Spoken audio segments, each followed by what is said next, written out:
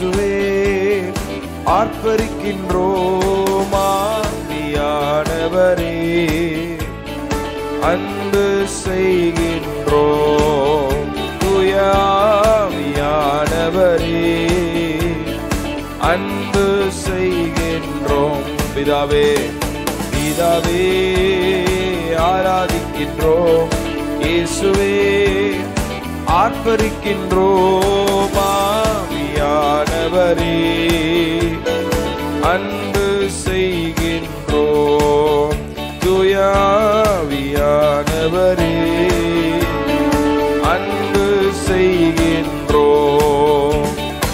ஆராதிக்கின்றோம் ஆர்ப்பரிக்கின்றோம் அன்பு செய்கின்றோம். உம்மை ஆராதிக்கின்றோம், மகனாக தெரிந்தெடுத்தீர், மறுபடி பிறக்க வைத்தீர், மகளாக தெரிந்து கொண்டீர், மறுபடி பிறக்க வைத்தீர். ராஜாக்களும் நாங்களே, ஆசாரியர்களும் நாங்களே, ராஜாக்களும் நாங்களே, ஆசாரியர்களும் நாங்களே. உம்மை ஆராதிக்கின்றோம் ஆர்ப்பரிக்கின்றோம் அன்பு செய்கின்றோம். உம்மை ஆராதிக்கின்றோம். ஓ பிதாவே பிதாவே ஆராதிக்கின்றோம், இயேசுவே ஆர்ப்பரிக்கின்றோம் ஆவியானவரே, அன்பு செய்கின்றோம் தூய ஆவியானவரே, அன்பு செய்கின்றோம். சகலமும் படைத்தவரே, சர்வ வல்லவரே, சகலமும் படைத்தவரே, சர்வ வல்லவரே, மகிமைக்கு பாத்திரரே, மங்காத பிரகாசமே, எல்லா மகிமைக்கு பாத்திரரே. ஆராதிக்கின்றோம் உம்மை ஆராதிக்கின்றோம் ஆர்ப்பரிக்கின்றோம் அன்பு செய்கின்றோம். உம்மை ஆராதிக்கின்றோம் அன்பு செய்கின்றோம். ஸ்தோத்திரமும் கனமும் வல்லமையும் பலனும், வல்லமையும் பலனும், மாட்சிமையும் துதியும் எப்பொழுதும் ஓ இயேசுவே, மாட்சிமையும் துதியும். ஆராதிக்கின்றோம் ஆராதிக்கின்றோம் ஆர்ப்பரிக்கின்றோம் அன்பு செய்கின்றோம். உம்மை ஆராதிக்கின்றோம் ஆர்ப்பரிக்கின்றோம் அன்பு செய்கின்றோம். பிதாவே ஆராதிக்கின்றோம், இயேசுவே ஆர்ப்பரிக்கின்றோம் ஆவியானவரே, அன்பு செய்கின்றோம் தூய ஆவியானவரே, அன்பு செய்கின்றோம். பரிசுத்தர் பரிசுத்தரே, பரலோக ராஜாவே, துதிங்க துதிங்க. பரிசுத்தர் பரிசுத்தரே, பரலோக ராஜாவே, எப்பொழுதும் இருப்பவரே, இனிமேலும் வருபவரே, எங்கள் இயேசுவே எப்பொழுதும் இருப்பவரே, இனிமேலும் உம்மை ஆராதிக்கின்றோம் ஆராதிக்கின்றோம் ஆர்ப்பரிக்கின்றோம் அன்பு செய்கின்றோம். உம்மை ஆராதிக்கின்றோம்.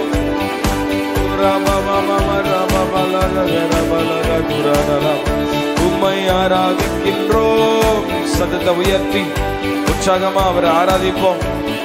ஓ ரபதரல ரபபபப.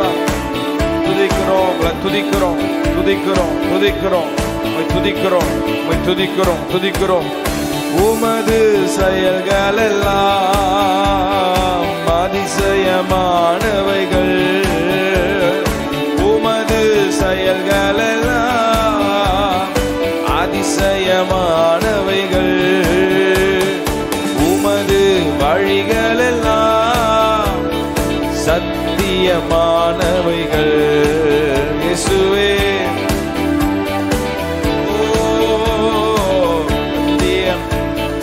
உற்சாகமாக ஆராதிக்கின்றோம், ஆராதிக்கின்றோம், ஆர்ப்பரிக்கின்றோம், அன்பு செய்கின்றோம், உம்மை ஆராதிக்கின்றோம். இந்த காலை வேளையில் இந்த பாடலை பாடிக்கொண்டிருக்கும் போதே ஓ உம்மை ஆராதிக்கின்றோம், உம்மை ஆராதிக்கின்றோம்.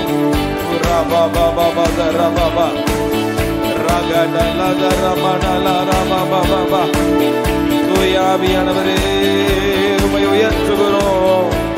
ஸ்தோத்திரம், மகிமை, மகிமை, மகிமை. ஆராதிக்கின்றோம், ஆர்ப்பரிக்கின்றோம், அன்பு செய்கின்றோம். துதிப்போம், உம்மை ஆராதிக்கின்றோம். துதிக்க துதிக்க துதிக்க. தேவ மகிமை இந்த காலை வேளையில ஓ ரபா கதல ரடல நல்லா ஆவில நிரம்பி கொஞ்ச நேரம் விடுதலையோடு ரபா கதல ர அந்நிய பாஷையில ரபா கதர பல சந்தல ரல ரிஹதரமா கதுரோகோ லேப்ரஹதுட ஹதுரபா. நிரப்புங்க, நிரப்புங்கப்பா புதிய கிருபையில், புதிய பலத்தால். துதிக்க துதிக்க பலன், துதிக்க துதிக்க பலன், துதிக்க துதிக்க விடுதலை. ஹல்லேலூயா, ஹல்லேலூயா, ஹல்லேலூயா, ஹல்லேலூயா. நல்ல கரங்களை தட்டி ஹல்லேலூயா, ஹல்லேலூயா, ஹல்லேலூயா. உம்மை ஆராதிக்கின்றோம், அர்ப்பரிக்கின்றோம், அன்பு செய்கின்றோம். ரெண்டு கரங்களை உயர்த்தி உமது வழிகள் எல்லாம் அதிசயமானவைகள். உமது வழிகள் எல்லாம் அதிசயமானவைகள். உமது செயல்கள் எல்லாம் ஜீசஸ் உம்மை நாங்கள் உயர்த்துகிறோம்பா. உமது வழிகள் எல்லாம் சத்தியமானவைகள். உம்மை ஆராதிக்கின்றோம், ஆர்ப்பரிக்கின்றோம், அன்பு செய்கின்றோம். கையை உயர்த்தி உம்மை ஆராதிக்கின்றோம். உம்மை worship you Father. Urababadala ramanala செய்கின்றோம், உம்மை ஆராதிக்கின்றோம். இயேசுவே உம்மை உயர்த்துகிறோம், அன்பு செய்கின்றோம், உம்மை ஆராதிக்கின்றோம். உரபதல மரபதல ரமனலா. கையை உயர்த்தி ஆராதனை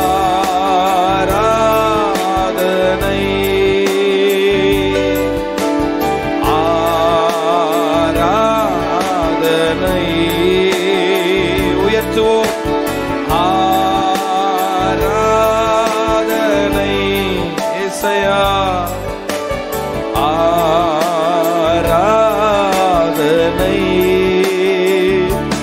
உந்தன் நாமம் உயர்த்தி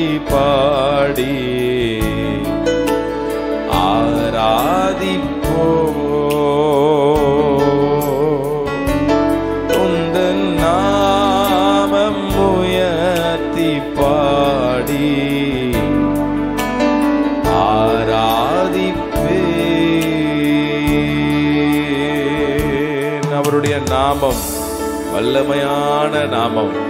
இந்த நாமத்துல அற்புதம், இந்த நாமத்துல வல்லமை உண்டு. இந்த நாமத்துல நல்ல கரங்க தட்டியது இயேசு என்கிற நாமத்திற்காக ஸ்தோத்திரம். வானோர் முதலத்தோர் பூமியின் கீழானோர் யாவருடைய முழங்கால்கள் முடங்கும்படிக்கு எல்லா நாமத்திற்கும் மேலான அந்த இயேசுவின் நாமத்திற்காக ஒரு விஷயம் கூட நல்ல கரங்களை தட்டி just honor him. இயேசுவே உம்மை நாங்கள் உயர்த்துகிறோம். ஹalleluya hallelujah hallelujah hallelujah. உங்க நாமம் உயரணும், இன்று மேன்மை அடையணும். பாடுவேன் பாடுவோம் அல்லேலூயா. Father, what a beautiful name. உங்க நாமம் உயரணும் Jesus, இன்று மேன்மை அடையணும். பாடுவேன் பாடுவோம் அல்லேலூயா. உயர்த்தி ஹalleluya hallelujah hallelujah Jesus hallelujah Yahweh hallelujah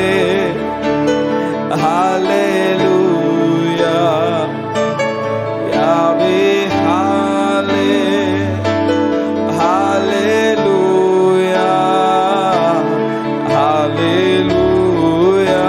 உயர்த்துங்க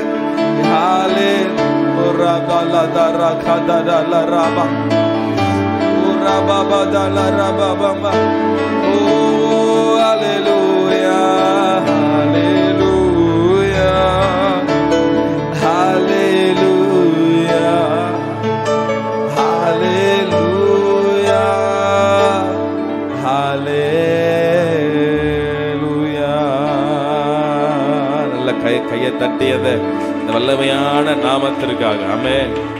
பாவமை நாங்கள் உயர்த்துகிறோம், நாங்கள் மகிமை செலுத்துகிறோம், துதிக்கிறோம். இயேசுவின் மூலம் வேண்டுகிறோம் நல்ல பிதாவே. ஆமென். அல்லேலூயா. இயேசு என்கிற நாமம் வல்லமையான நாமம். அல்லேலூயா. ஆமாம், அந்த அறிக்கையை செஞ்சுட்டே இருங்க. அல்லேலூயா. நிறைய நேரத்தில் அந்த நம்ம இயேசுன்னு வார்த்தையை ஃப்ரீக்வெண்ட்டாக பயன்படுத்துறது இல்லை. Most of the Christians today இன்னைக்கு கர்த்தர், ஆண்டவர், தெய்வம் அப்படிதான் சொல்கிறேன் தவிர நமக்கு ஒரு நாமம் கொடுக்கப்பட்டிருக்கு. அல்லேலூயா. there is mighty power in the name of Jesus. எல்லா காரியங்களும் அந்த நாமத்தில் அடங்கும். இதுக்கு இத்தனை பேர் விசுவாசிக்கிறீங்க? ஆமென். அந்த நாமத்தை வரும்போதெல்லாம் அதை அறிக்கை செஞ்சுட்டே இருங்க. அல்லேலூயா. ஏன்னா அந்த நாமத்தில் கர்த்தர், அந்த நாமமே வல்லமை தான். அல்லேலூயா. ஆமென். Jesus is very mighty, powerful name. அல்லேலூயா. வாழ்க்கையில் என்ன சமாதான குறைவுகள் இருந்தாலும், அலைகள் எழும்பினாலும், இந்த நாமத்தை நீங்கள் சொல்ல சொல்ல there is authority, power. அந்த 100க்கு அதிபதி இயேசு குறித்து அப்பதான் கேள்விப்படுறாரு. ஆனா பாருங்க, அந்த ஆண்டர் இயேசு குறித்து ஒரு வெளிப்பாடு அவனுக்குள்ள. இயேசுவை குறித்து வெளிப்பாடுன்னு சொல்றதை விட அவருடைய வார்த்தை குறித்து ஒரு தெளிவு வெளிப்பாடு இருந்தது. அதனாலதான் நீங்க வீட்டுக்கெல்லாம் வரணும்னு இல்லை ஆண்டவரே. லூக் ரொம்ப அழகா எழுதுறாரு, நீங்க வீட்டுக்கெல்லாம் வர்றதுக்கு நான் பாத்திரவன இல்லை, ஆனா ஒரே ஒரு வார்த்தை சொல்லுங்க போதும் அப்படின்ற. there is mighty power in the name of Jesus. அல்லேலூயா. உங்கள் சூழ்நிலைகள் அந்த நாமத்தை சொல்லும் போது நடு நடங்கும். ஆமென். நல்ல ஒரு விஷயம் கூட கையை தட்டி இந்த இயேசு என்கிற நாமத்திற்கு அல்லேலூயா அல்லேலூயா. இருக்கிற இடத்துல அப்படி எழுமி நின்று நாம் இன்னொரு பாடலை சேர்ந்து நாம் பாட போறோம். ஒன்று சேர்ந்து நாம் துதிப்போம், சாத்தானை மதிப்போம், தேசத்தை சுதந்திரிப்போம். நம் இயேசு நல்லவர் பாடி அந்த பாடலை நாம் ஆராதிப்போம்.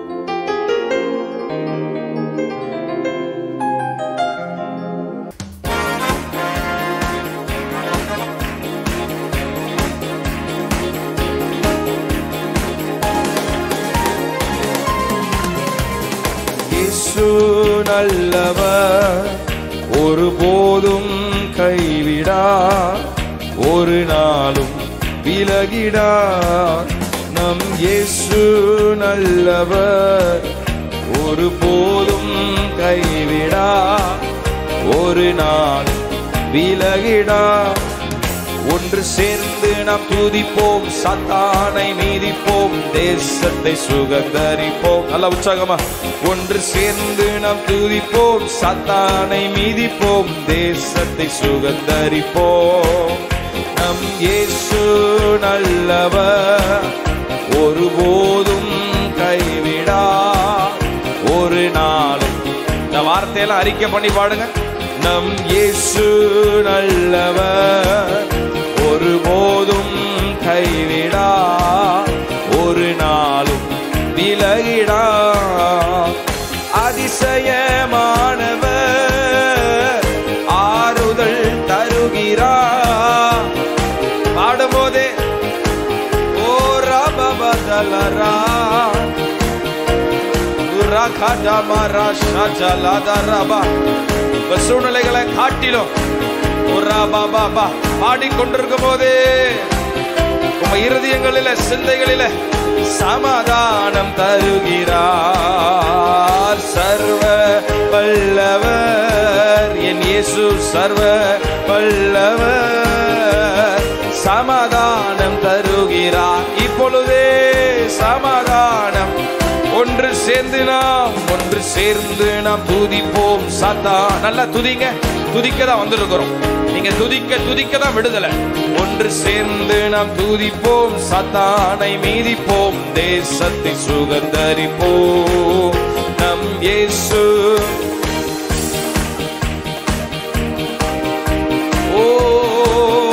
ஒரு நாளும் விலகிடார். கண்ணீரை காண்கிறார், கதறலை. இயேசு நல்லவர். கண்ணீரை காண்கிறார், கதறலை கேட்கிறார். வேதனை இந்த காலை வேளையில் வேதனை பாடிக்கொண்டிருக்கும் போதே விடுதலை. உங்க ஆத்துமாவில் விடுதலை. ஓ இன்று விடுதலை தருகிறார், உன் வேதனை அறிகிறார். பரிசுத்த ஆவியானவர் எல்லா புத்திக்கும் மேலான தேவ சமாதானத்தால் இருதயங்களை நிரப்புகிறார். ஒன்று சேர்ந்து நாம் துதிப்போம், சாத்தானை மீதிப்போம், தேசத்தை சுகந்தரிப்போம். பாடுவோம். ஓ தேசத்தை சுகந்தரிப்போம். எதிர்காலம் நமக்குண்டு, எதற்கும் பயமில்லை. பாடுவோம்.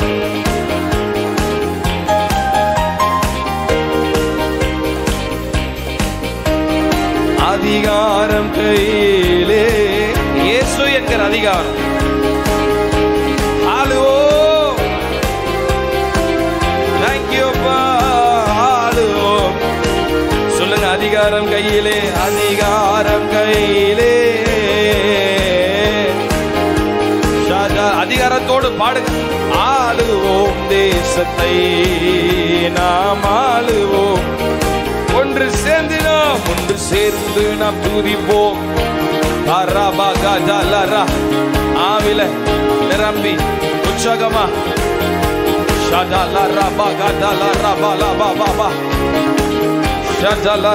ஒன்று சேர்ந்து நாம் துதிப்போம், சாத்தானை மீதிப்போம், தேசத்தை சுகந்தரிப்போம். ஒன்று சேர்ந்து சமாதானத்தை கெடுக்கிற, தடைகளை கொண்டு வருகிற பொல்லாத ஆவிகள் ஒன்று சேர்ந்து நாம் துதிப்போம். துதிக்க துதிக்க துதிக்க துதிக்க விடுதலை. நொறுங்குண்ட நெஞ்சமே கூப்பிடு இயேசுவை. நொறுங்குண்ட நெஞ்சமே கூப்பிடு இயேசுவை. கூப்பிடு உண்மையாய், கூப்பிடு உண்மையா. உம் குறை குறை நீங்கட்டும். கூப்பிடு உண்மையாய், கூப்பிடு உண்மையாய், உன் கூரையெல்லாம் ஆண்டவரே பாடிக்கொண்டிருக்கும் போதே ஜீசஸ் ஒன்று சேர்ந்து நாம் துதிப்போம், சாத்தானை மீதிப்போம், தேசத்தை சுகந்தரிப்போம். தேங்க்யூ அப்பா, தேங்க்யூ அப்பா, தேங்க்யூ அப்பா, தேங்க்யூ அப்பா, தேங்க்யூ அப்பா. ஒரு தைரியம், திட நம்பிக்கை, புதிய பலன் துதித்து கொண்டிருக்கும் போதே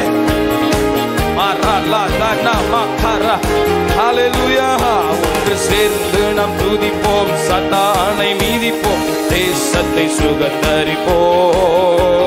கடைசி கால அபிஷேகம் மாம்சமான யாவர் மேலும், அறுவடையின் காலமிதே, துயாவியார் நிரப்பிடுமே. கடைசி கால அபிஷேகம் மாம்சமான யாவர் மேலும், அறுவடையின் காலமிதே, துயாவியார் ஜீசஸ் தீ போல இறங்கிடுமே, அக்கினி நாவாக அமர்ந்திடுமே, பெரும் காற்றாக வீசிடுமே.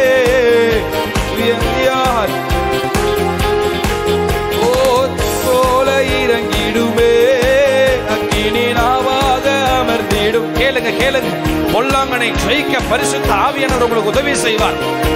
போராட்டங்களை தாண்டி வருவதற்கு ஆவியானவர் உங்களுக்கு பலம் தருவார்.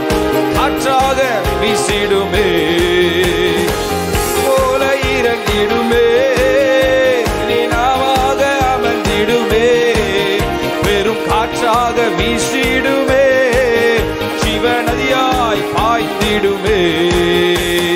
எலும்புகளின் பள்ளத்தாக்கில் ஒரு சேனையை நான் காண்கின்றேன், அதிகாரம் தந்திடுவே, தீர்க்க தரிசனம் உரைத்திடவே. பாடுங்க. எலும்புகளின் பள்ளத்தாக்கில் சேனையை நான் காண்கின்றேன், அதிகாரம் தந்திடுமே, தீ போல இறங்கிடுமே, தீ போல இறங்கிடும்.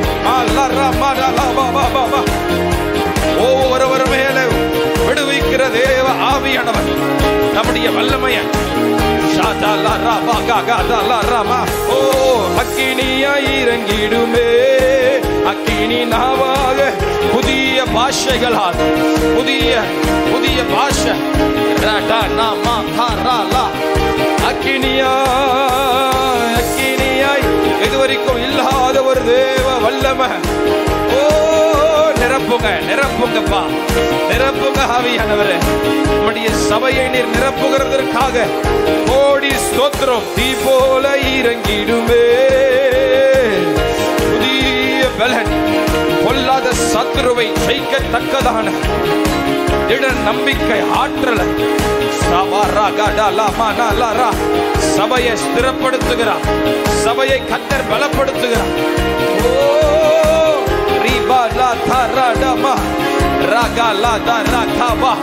நல்ல வாய்களை திறந்து விட்டு கொடுத்து ஆவியானவர் உங்களை நிரப்புகிறார்.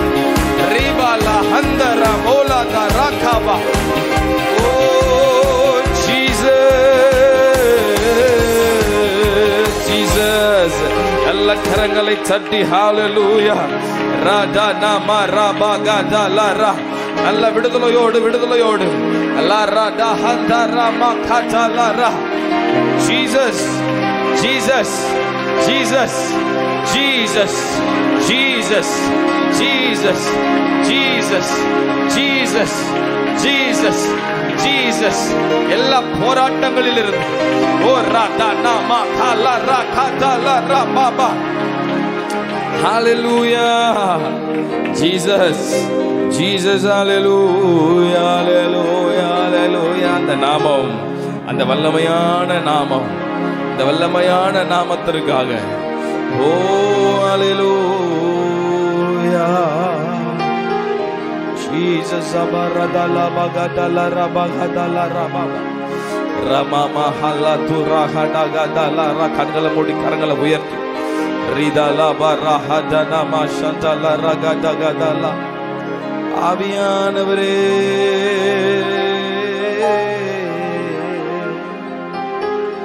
ஓரா பாபா பாபா பாபா பதல மரமதுர பலபரம. தேவ மகிமை, தேவ மகிமை.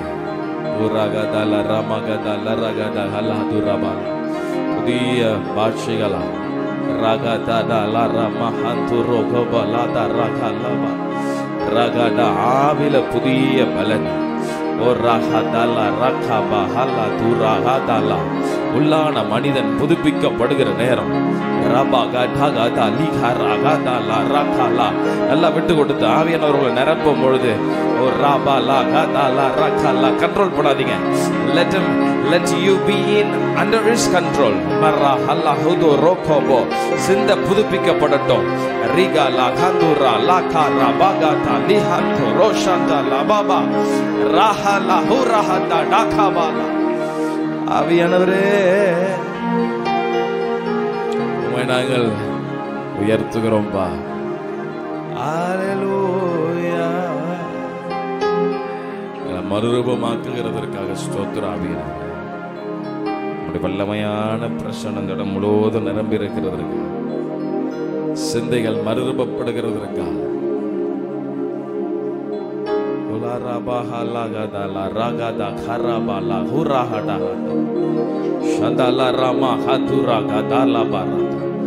சமாதானம் சமாதானத்தால் குடும்பங்களுக்குள்ளே சமாதானம். இந்த காலவெளியில வந்திருக்கிற ஒவ்வொரு பிள்ளைகளுடைய குடும்பங்களில சமாதானம். தனிப்பட்ட வாழ்க்கையில சமாதானம்.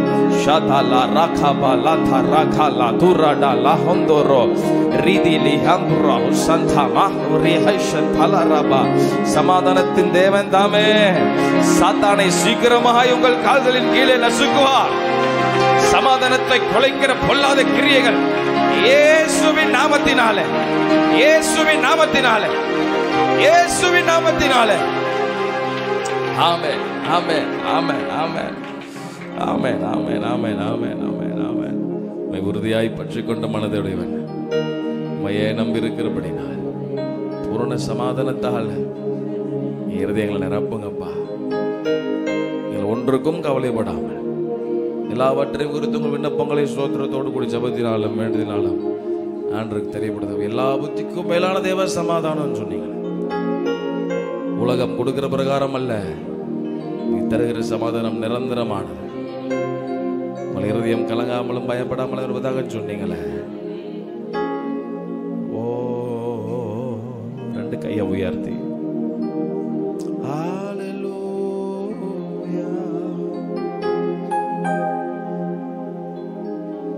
நாங்கள் உயர்த்துகிறோம்,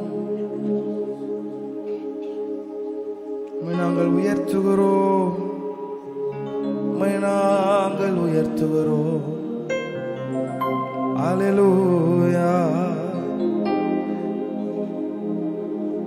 Jesus Jesus Jesus Jesus Jesus. Hallelujah. Hallelujah.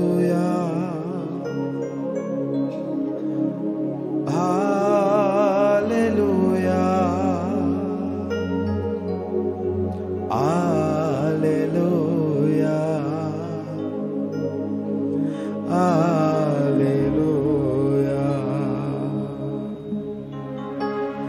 நன்றி ராஜா இயேசு ராஜா, நன்றி ராஜா இயேசு ராஜா. கண்களை மூடி அல்லேலூயா. இடம் முழுவதும் அவருடைய பிரச்சனை.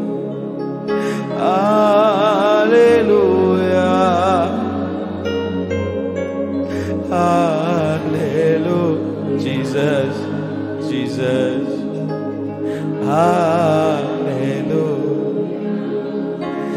தேங்க்யூ சொல்லுங்க. நன்றி ராஜா, இயேசு ராஜா, நன்றி ராஜா, இயேசு ராஜா. மார்போடு அணைப்பாரே, மனக்கவலை தீர்ப்பாரே, மார்போடு அணைப்பாரே, மனக்கவலை தீர்ப்பாரே. ஒரு தாய் தீட்டுவது போ. இந்த காலவெளியில நீங்க பாடிக்கொண்டிருக்கும் போதே எல்லா பாரங்களையும் ஏற்றுவா. ஒரு தாய், ஓ ஜீசஸ், என்னேசு தேற்றுவா. கையை உயர்த்தி Hallelujah, glory, Hallelujah. தேவ சமாதானம், Hallelujah. போராடி கொண்டிருக்கிறவங்க இருதயங்களில் தேவ சமாதானம், Hallelujah. ஓ தேங்க்யூ தேங்க்யூ சொல்லலாமா? நன்றி ராஜா, இயேசுரா, நன்றி அப்பா, உமக்கு நன்றி. நன்றி ராஜா, இயேசு ராஜா, கரம் பிடித்து நடத்துவா, கண்மலை மேல் கரம் ஒவ்வொருடைய கரத்தை பிடிக்கிறதற்காக ஸ்தோத்திரம். ஒரு விசை கூட கரம் பிடித்து, கரம் பிடித்து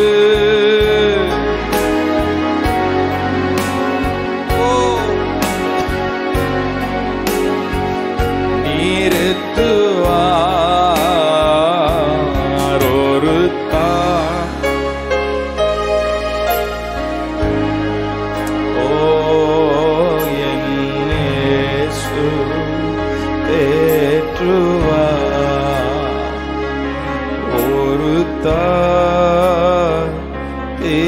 தேற்றுவது போ.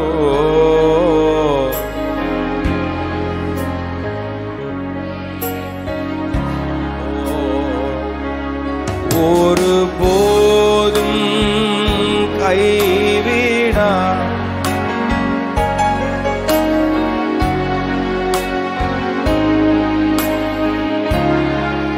ஒருபோதும் கைவிடா.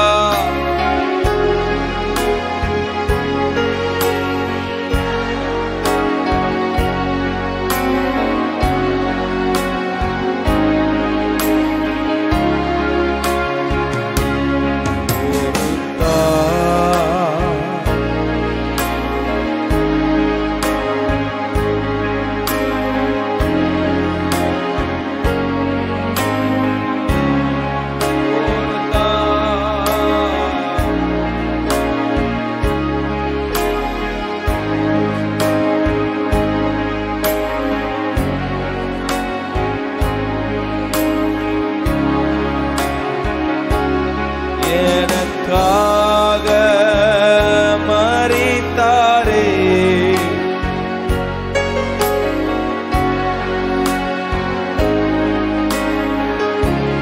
அதை உணர்ந்து பாடும்.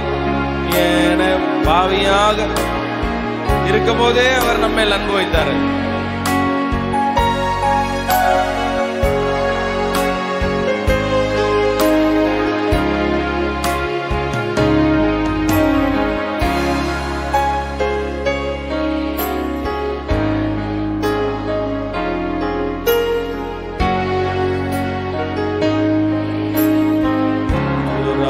ஷாதலரமன ஒரு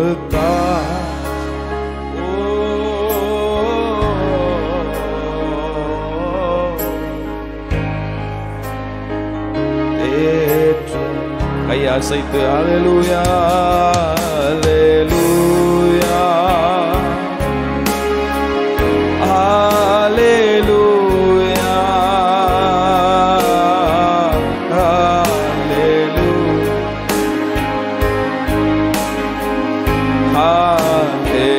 கீலேயாத்தின் பிசு தைலம் போல் ஓ அல்லேலூயா பாடும்பொழுதே கீலேயாத்தின் பிசு தைலம்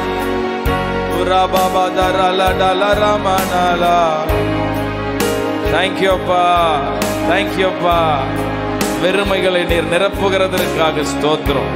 ஓ கீலேயா விசுந்தைலமே தீழ்ப்பானதை இனிதாக்குமே கீலேயா விசுந்தைலமே தீழ்ப்பானதை இனிதாக்குமே. கை உயர்த்தி தைலம் பாய ஆரோக்கியமே தைலம் பாய அனுக்கிரகமே தைலம் பாய சந்தோஷமே தைலம் பாய சமாதானமே. சொல்லுவோமா? தைலம் பாய ஆரோக்கியமே தைலம் பாய அனுக்கிரகமே தைலம் பாய சந்தோஷமே தைலம் பாய சமாதானமே. கீலேயா விசுந்தைலமே. இந்த தேவ சமாதானம் உங்க இருதயங்களை இப்போதே நிரப்புகிறதற்காக தேவ சமாதானம் போராடி கொண்டிருக்கிற உங்க இருதயங்களிலே உங்க குடும்பங்களிலே தீழ்ப்பானதை கரங்களை தட்டி ஒன்று சேர்ந்து அவர் நமக்கு பாராட்டின கிருபைகள் எத்தனை எத்தனை எத்தனை, அவர் நமக்கு செய்த நன்மைகள் எத்தனை. ஆமென். கணக்கில்லாதவைகள். தகப்பனே, என் நாமம் தரிக்கப்பட்ட என் ஜனங்கள் தங்களை தாழ்த்தி ஜெபம் பண்ணி என் முகத்தை தேடி தங்கள் பொல்லாத வழிகளை விட்டு திரும்பினால் பரலோகத்தில் இருக்கிற நான் ஜெபத்தை கேட்டு அவர்கள் பாவத்தை மன்னித்து அவர்கள் தேசத்திற்கு சேமத்தை தருவேன் சொன்னாரே. நாம் ஆராதிக்கிற ஜீவனுள்ள தேவன் சேமத்தை அருளுகிறவர், பாவத்தை மன்னித்து சேமத்தை தருகிறவர். பரிசுத்த வேதம் சொல்லுகிறது, இன்றைக்கு உங்களை பரிசுத்தம் பண்ணி கொள்ளுங்கள், நாளை உங்கள் நடுவில் கர்த்தர் அற்புதங்களை செய்வார். இன்றைக்கு உங்களை பரிசுத்தம் பண்ணி கொள்ளுங்கள், உங்கள் நடுவில் அற்புதங்களை செய்கிறவர் என்று பரிசுத்த வேதம் சொல்கிறது. நாம் நம்முடைய வாழ்க்கையை தேவனுடைய கரத்தில் அர்ப்பணிக்க, தேவனுடைய சமூகத்தில் அர்ப்பணித்து, தகப்பனே என்னை உம்முடைய கரத்தில் படைக்கிறேன், வலது கரத்தை உயர்த்தி என்னை உம்முடைய கரத்திலே படைக்கிறேன் அப்பா. ஆண்டவரே, என்னை ஒரு விசை சுத்திகரிப்பீராக, ஒரு விசை உமக்கு பிரியமான பாத்திரமாய் என்னை வணைந்து கொள்வீராக, ஒரு விசை உமக்கு உகர்ந்த பாத்திரமாய் என்னை வணைந்து கொள்ளுங்கப்பா. ஆண்டவரே, உம்மை துக்கப்படுத்தின, உம்மை வேதனைப்படுத்தின காரியங்கள் இருக்குமானால் அவைகளை எல்லாம் ஒரு விசை என்னுடைய வாழ்க்கை விட்டு மாற்றுவீராக. ஆண்டவரே, என்னுடைய உம்முடைய கரத்தில் என்னை படைக்கிறேன் என்று சொல்லி தேவனுடைய சமூகத்தில் நம்மை அர்ப்பணிப்போமா? Thank you Jesus. Hallelujah.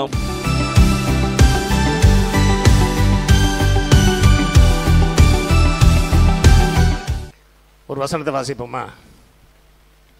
நீதிமொழிகள் 24:10.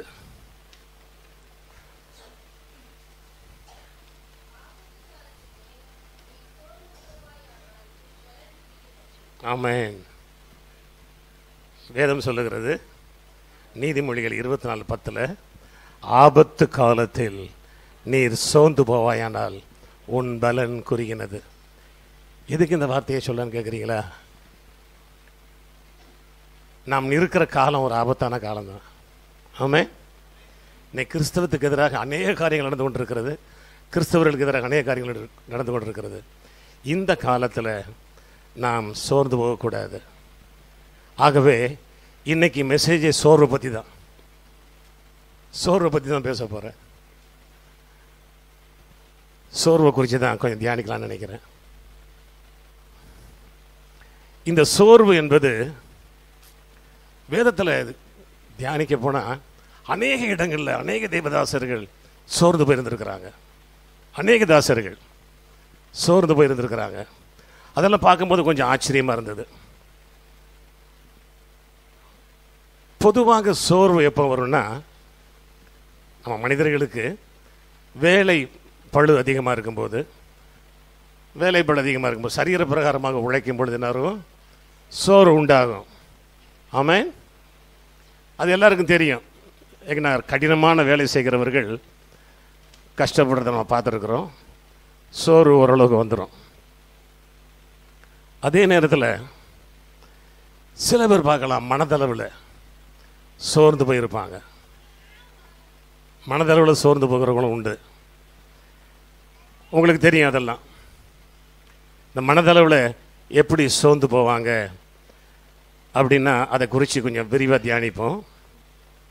அது மட்டும் இல்லை, மனதுன்னு சொல்லும் பொழுது நான் சொல்கிறது ஆன்மாவில் சோர்வு, சரீரத்தில் சோர்வு, ஆன்மாவில் சோர்வு.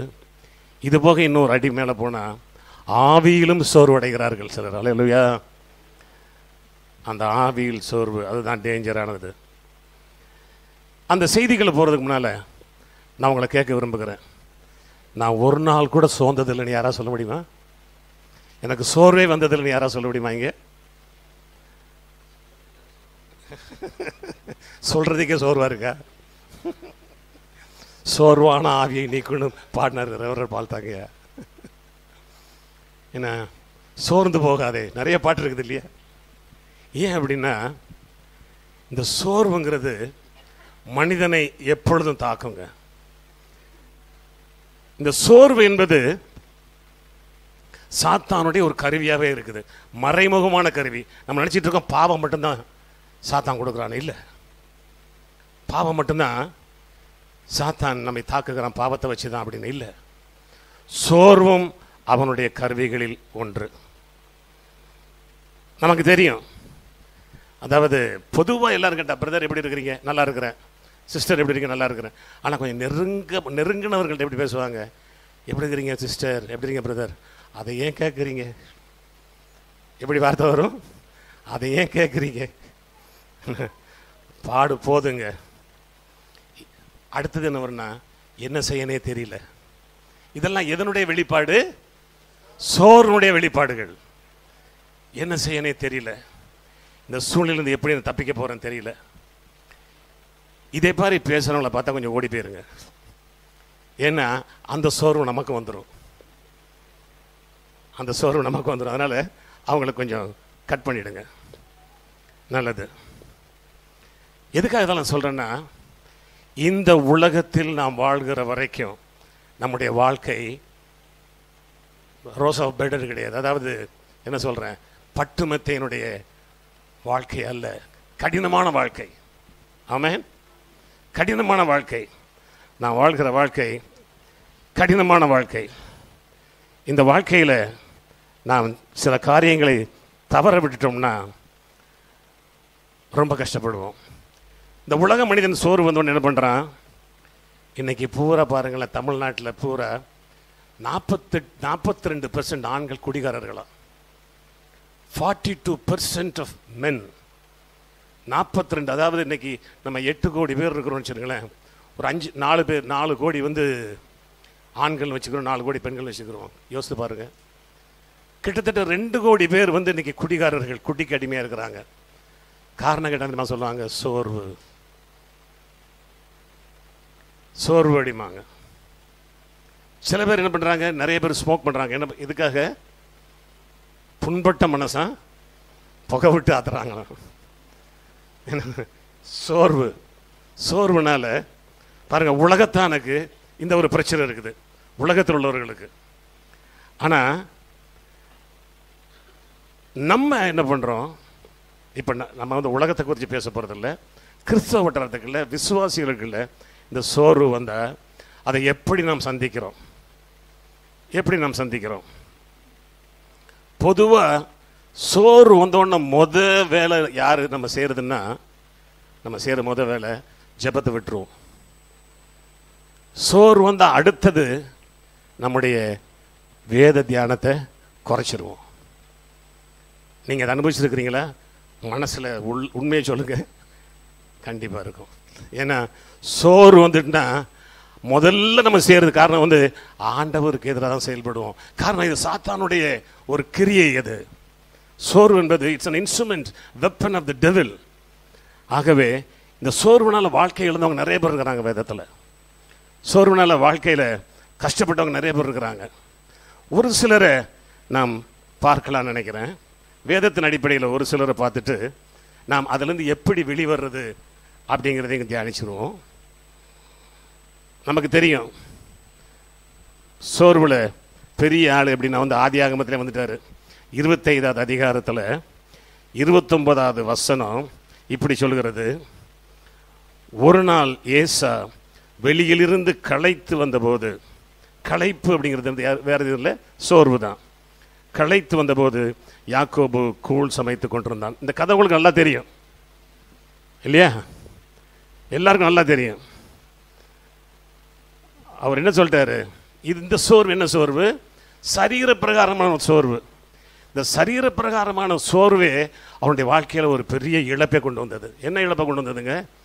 என்ன சொல்கிறான், நான் கூட கொடுக்க மாட்டேங்கிற. யாக்கோபு ரொம்ப தந்திரசாலி இல்லையா? கொடுக்க மாட்டேன்னு சொல்கிறாரு, நீ எனக்கு உன்னுடைய சேஷ்டபுத்திர வாதத்தை கொடுத்தா நான் உனக்கு கொடுக்குறேன்னு. இந்த ஆளும் தெரியாமல் கொடுத்துட்டார். இதனால் வாழ்க்கையில் இழப்பு யாருக்கு? ஏசாவுக்குங்க. இந்த சோர்வுனால பாருங்களேன், அதாவது சரீர சோர்வே ஒரு மனிதனுடைய வாழ்க்கையில் ஆசீர்வாதத்துக்கு தடையாக இருக்குமானால், நம்முடைய மனது ஆவியில் ஆன்மாவில் சோர்வு வந்தால் அது எவ்வளவு பாதிப்பு ஏற்படும் அப்படிங்கிற நம்ம தெரிஞ்சுக்கிடுவோம். அதே ஏசாவை குறித்து நம்ம பார்க்க போனால்,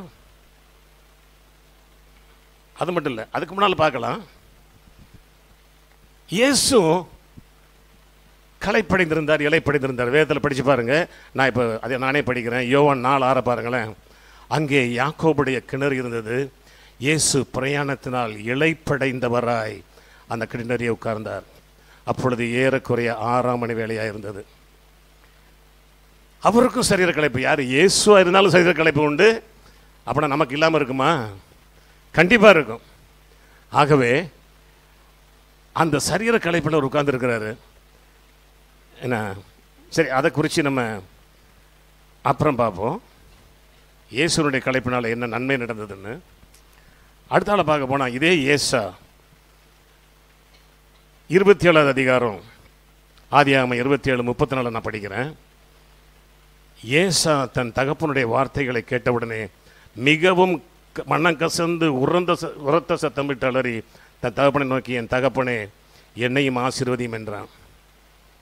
எதுக்கு சொல்ல வரேன்னா, ஆசீர்வாதத்தை யார் தட்டிட்டு போயிட்ட? யாக்கோபு தட்டிட்டு போயிட்டார். இங்கே என்ன ஆச்சு? இவருக்கு ஆன்மாவில் சோர்வு.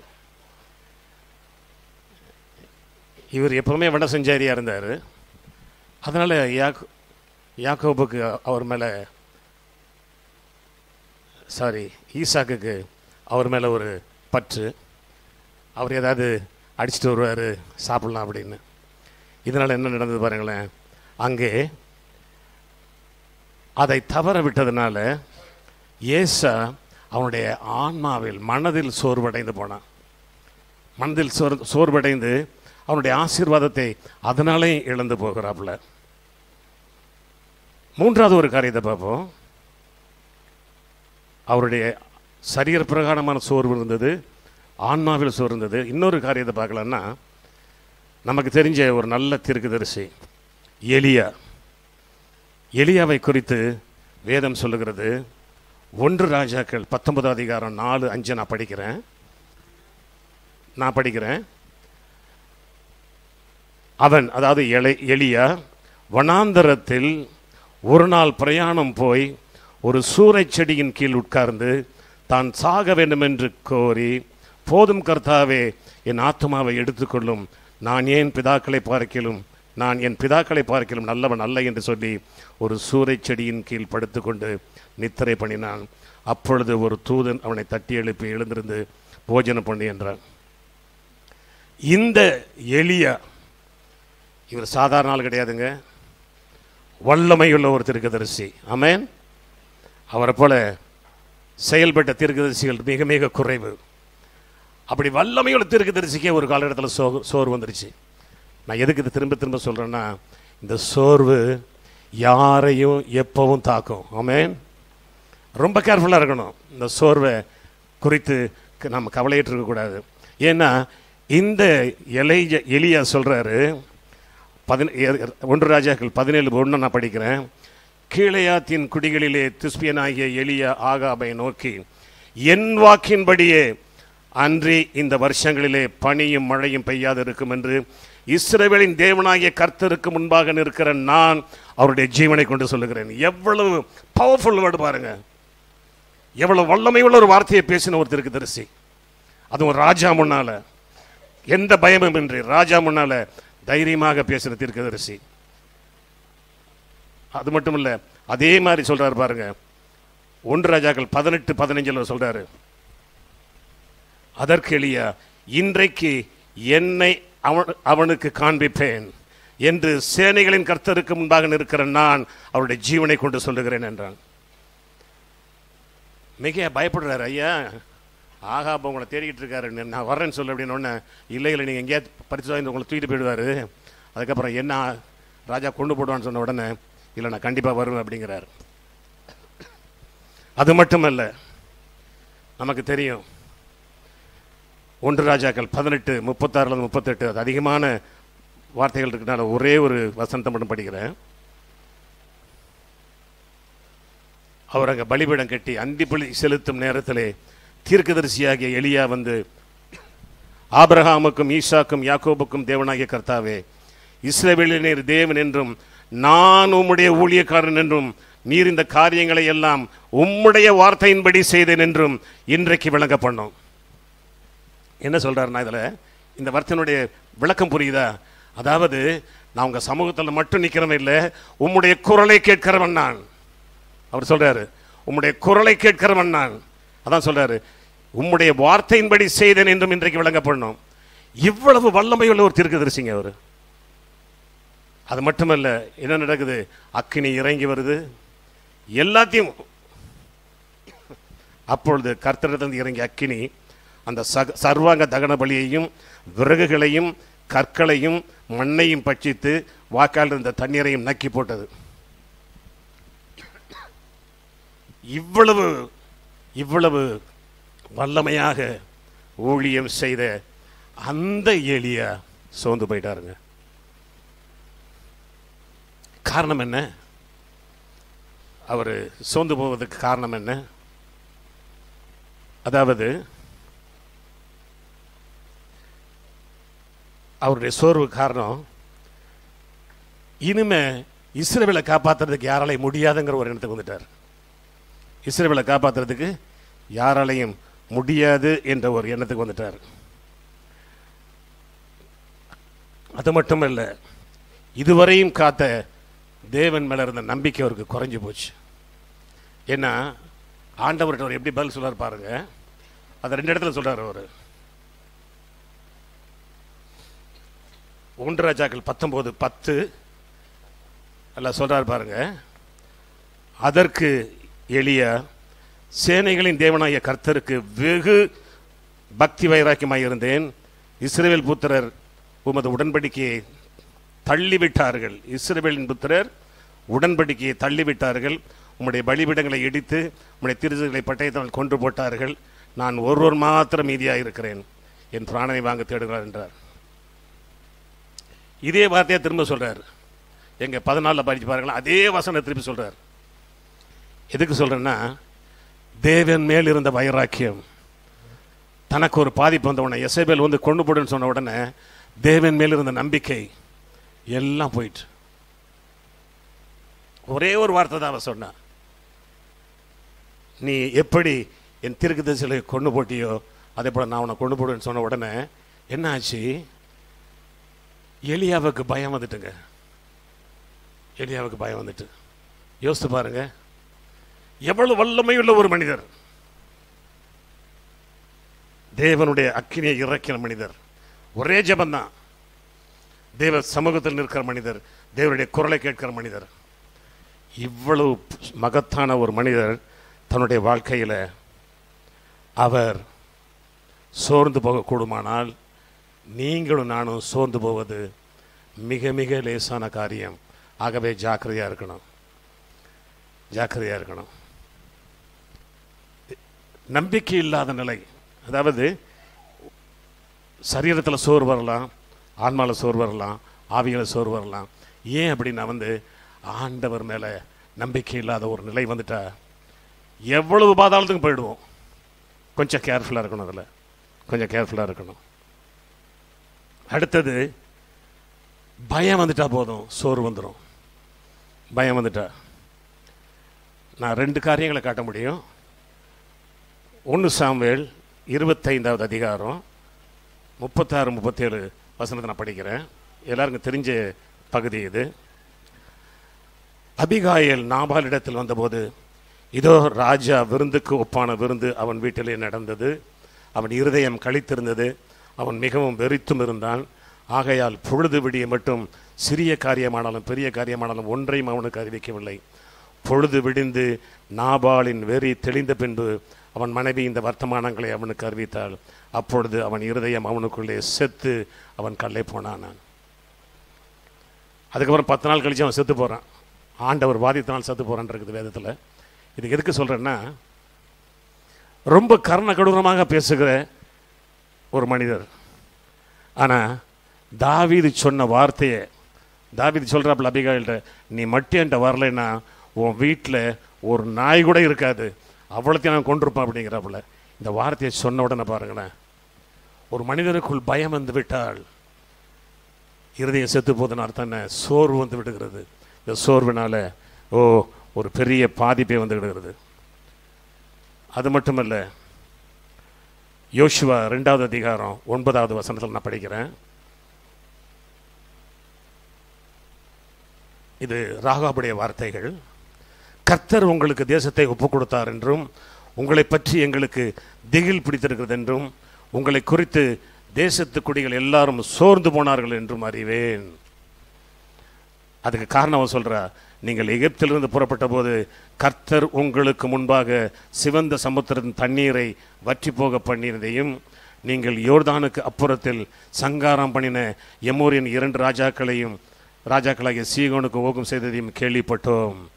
கேள்விப்பட்ட போது எங்கள் இருதயம் கரைந்து போயிற்று, உங்களாலே எல்லோருடைய தைரியம் அற்று போயிற்று. உங்கள் தேவனாகிய கர்த்தரே உயரே வானத்திலும் கீழே பூமியிலும் தேவனானவர். அழகான வசனங்கள். இதை குறித்து தெளிவாக பேசணும், ரொம்ப நேரமாகும். இதை போய் வீட்டில் தியானிங்க. அவர் சொல்கிற அழகாக சொல்லிட்டாப்புல, ராகப் சொல்கிறாப்புல, அதாவது உங்கள் தேவனாகிய கர்த்தர் ஒருவரே தேவன். ஆமென். அறிக்கையிடுறது யாருங்க? ஒரு அந்நிய பெண். ஒரு அந்நிய பெண் அறிக்கையிடுறா. ஆனால் விசுவாசிக்கிற நாம் எவ்வளவு தூரம் இந்த அறிக்கையில் நிலைத்திருக்கிறோம் கொஞ்சம் யோசித்து பார்ப்போம். அதாவது அழகாக சொல்கிறாப்புல, அந்த என்ன காரணங்களை சொல்கிறா பாருங்க. நீங்கள் எகிப்திலிருந்து புறப்பட்ட போது கர்த்தர் உங்களுக்கு முன்பாக, உங்களுக்கு சிவந்த சமுத்திரத்தை அவர் பிளந்ததை அவங்க கேள்விப்பட்டிருக்கிறாப்புல. நம்மளும் வேதத்தில் எவ்வளவோ காரியங்களை படிக்கிறோம், அவர் செய்த மகத்துவங்களை பூரா படிக்கிறோம். ஆனால் அதை உண்மையிலே நம்புகிறோமா அல்லது வெறும் பாடமாக இருக்குதா? நம்ம ஏதோ படிச்சுட்டு போயிடுறோமா அல்லது அது நம்முடைய வாழ்க்கையின் அனுபவமாக மாறுகிறதா? கொஞ்சம் யோசித்து பாருங்க, யோசித்து பாருங்க. நம்முடைய வாழ்க்கையில் எவ்வளவு சோர்ந்து போயிடுறோம். ஒரு சின்ன கஷ்டம் வந்தால் போதும், சின்ன கஷ்டம் போதும் நமக்கு சோர்ந்து போயிடுறோம். அடுத்தது இங்கேயும் கேர்ஃபுல்லாக இருக்கணும். யோசுவா 7வது அதிகாரத்தில் 5, 6, 11 இந்த 3 வசனங்கள் நான் படிக்கிறேன். ஆயின் மனுஷர் அவர்களில் ஏறக்குறைய 36 பேரை வெட்டி போட்டார்கள். பட்டண வாசலின் வெளி துவக்கி செபாரி மட்டும் அவர்களை துரத்தி மலை இறக்கத்திலே அவர்களை வெட்டினார்கள். ஜனங்களின் இருதயம் கரைந்து தண்ணீராய் போயிற்று. அப்பொழுது யோசுவா தன் வஸ்திரங்களை கிழித்து கொண்டு அவனும் இஸ்ரேல் மூப்பரும் சாயங்காலம் மட்டும் கர்த்தரின் பெட்டிக்கு முன்பாக தரையிலே மோங்கர் விழுந்து தங்கள் தலைகளின் மேல் புழுதியை போட்டுக்கொண்டு கிடந்தார்கள். பாருங்களேன், அதுக்கு முன்பாக 6வது அதிகாரத்தை நம்ம படிச்சிருக்கிறோம். எப்படி எரிகோவை சுற்றி வந்தே நிர்மூலமாக்கிட்டாங்க. ஆமென். என்ன நடந்தது? எரிகோவை நிர்மூலமாக்கிட்டாங்க. அவங்க ஒன்றுமே செய்யலை, சுற்றி வந்தாங்க, விழுந்தது. அதுக்கப்புறம் எல்லாத்தையும் கொண்டு போட்டாங்க. எரிகோவை தரமட்டமாக்கிட்டாங்க. அவ்வளோ வல்லமை உள்ளவர்கள் என்ன பண்ணாங்கன்னா, அடுத்தது ஆண்டவருடைய ஆலோசனைக்கு கீழ்ப்படியாம செல்ஃப் கான்ஃபிடன்ஸ் அதிகம் வந்துச்சு. சுயத்தை நம்பிட்டாங்க. சொல்கிறாங்க, நம்ம அதிக பேர் போகிற போதில்லை, ஒரு 3000 பேர் போனால் போதும். யார்? லோக்கல் கவுன்சிலர்ஸ், பக்கத்து வீட்டுக்காரங்க சொல்லுவாங்க, சக விசுவாசி சொல்லுவாங்க, நீங்கள் அதெல்லாம் செய்ய வேண்டியதில்லை, இது போதும். தயவுசெய்து கேட்காதீங்க. ஏன்னா ஆண்டவருடைய வார்த்தையை காத்திருக்கணும். இந்த யோசுவா கூடாரத்தை விட்டு பிரியாதிருந்த யோசுவா, ஆண்டவருடைய குரலை கேட்டுக்கொண்டிருந்த யோசுவா அந்த இடத்துல ஒரு தப்பு பண்ணிட்டார். என்ன பண்ணிட்டாரு? ஆண்டவருடைய சம்மதத்திற்கு, ஆண்டவருடைய வார்த்தைக்கு கீழ்ப்படியாம சுயத்தில் இயங்கினாரு. அதனால ஆயிடுச்சு. என்ன பயப்பட்டாருன்னா அவரு, ஐயோ இனிமே நாங்கள் எப்படி எதிர்த்து நிற்போம் அப்படின்னு அதில் தொடர்ந்து அந்த வசனங்களை படித்து பார்த்தீங்கன்னா தெரியும் உங்களுக்கு. பயப்படுறாரு யோசுவா, ஒரு பெரிய வீரன். காரணம், பயம் வந்தா யாருக்கும் சோறு வந்துடும். ஆமென். எதுக்காக சொல்கிறேன்னா, இதெல்லாம் சொல்கிறது காரணம் உங்களை பயப்படுத்துவதற்காக அல்ல, பயத்தை எடுத்து போடுவதற்காக. ஆமென். பயத்தை எடுத்து போடுவதற்காக. காரணம், பவுல் அவர் 4 அடி மனுஷர் அப்படிமாங்க, ரொம்ப ஒல்லியாக இருப்பார் அப்படிமாங்க, அவருடைய முகமே அவ்வளோ வசீகரமாக இருக்காதுமாங்க. அவர் சொல்கிறாரு, என்னை பலப்படுத்துகிற கிறிஸ்துவனாலே எல்லாவற்றையும் செய்ய பலன் உண்டு. ஒரு பலவீனமான மனுஷன் சொல்கிறாரு. காரணம் ஆவியில் பலன் இருந்தால் போதும். ஹல்லேலூயா.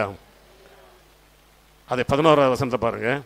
ஆண்டவர் சொல்ல, இஸ்ரவேலர் பாவம் செய்தார்கள், நான் அவர்களுக்கு கட்டளையிட்ட உடன்படிக்கையை மீறினார்கள், சாபத்திடாமல் எடுத்துக்கொண்டதும் களவு செய்ததும் வஞ்சித்ததும் உங்கள் பண்டபாடிகளை வைத்தது உண்டே. அதாவது ஆண்டவருடைய வார்த்தையை கேட்காம போனது ஒன்று, அடுத்தது ஆண்டவருக்கு விரோதமாக செயல்பட்டது. நம்முடைய பாவம் நமக்கு சோர்வை கொண்டு வந்து விடும். நீங்கள் யோசித்து பாருங்க, நீங்கள் ஒரு வாழ்க்கையில் நீங்கள் சில காரியங்களை தவறிட்டீங்கன்னா முதல்ல என்ன தெரியுமா நடக்கும்? உங்களுக்கு முதல்ல என்ன தெரியுமா நடக்கும்? மனதில் ஒரு சோறு வந்துடும். ஆண்டவர்கிட்ட மன்னிப்பு கேட்காம அந்த சோறு போகாது. ஆமென். உங்களுடைய அனுபவமா இல்லைன்னு தெரியல, என்னுடைய அனுபவத்தை சொல்கிறேன். நான் உங்களை யாரையும் குற்றப்படுத்த விரும்பலை, என்னை பற்றி சொல்கிறேன். நான் ஒரு தவறு பண்ணிட்டேன்னா ஆண்டவர்கிட்ட மன்னிப்பு கேட்பேன் முதல்ல. என்ன? ஆகவே இதில் கொஞ்சம் நாம் கேர்ஃபுல்லாக இருக்கணும். பயம் வந்துடக்கூடாது. 2வது ஓவர் கான்ஃபிடன்ஸ் வந்துடக்கூடாது. அடுத்தது பாவம் நமக்குள்ள வந்துடக்கூடாது. ஆமென். பாவம் நமக்குள்ள வந்துட்டாலே பயம், இந்த பிரச்சனைகள் வந்துடும். அடுத்தது பாருங்களேன்,